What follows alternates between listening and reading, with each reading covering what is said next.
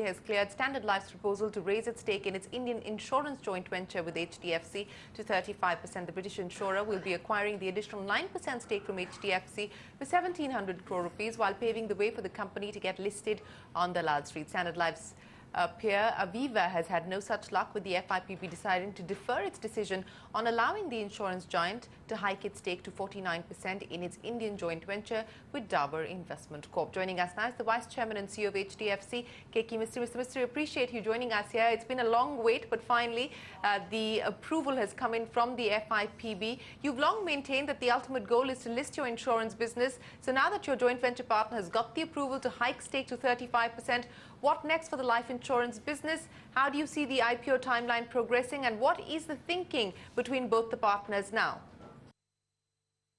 See, at the moment we've not discussed how the shareholding will change and what will happen. My sense is Standard Life wants to remain at 35%, and therefore the IPO would effectively happen by the HDFC selling its stake or an IPO or some capital into the company, depending on their needs. So it's too premature to comment on that at this point of time. As far as timing is concerned, as I said, once this the RBI approval is received and the transaction is completed, we will then look to file for an IPO. Again, timing, exact which month or which quarter is difficult to say, but 16-17 financial year, which is the year starting April 16, we would hope that the IPO will get done. And my sense is it will be in the second half of the calendar year. All right, so 16-17 financial year is the broad timeline for the IPO, which brings me to a curious question. Why did Standard Life choose to hike its stake to only 35% and not look at exhausting the entire FDI cap that's available? Because we've seen some of the recent deals where the foreign partners have gone all the way up to 49%. So what sort of indication did you get from Standard Life on this?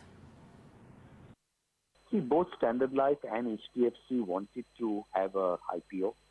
Now, if Standard Life had gone to 49% as they had a right in the shareholders' agreement, then an IPO would have been difficult to do, because if Standard Life was 49, we obviously wouldn't want to be lower than Standard Life, and that would have made an IPO difficult. So after a lot of discussion, Standard Life agreed that they would restrict their shareholding to 35%, and they would remain at 35%. And that's the reason why I believe that when the IPO happens, I think it is unlikely that Standard Life will want to sell more shares.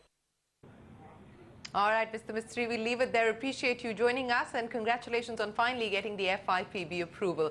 Now, United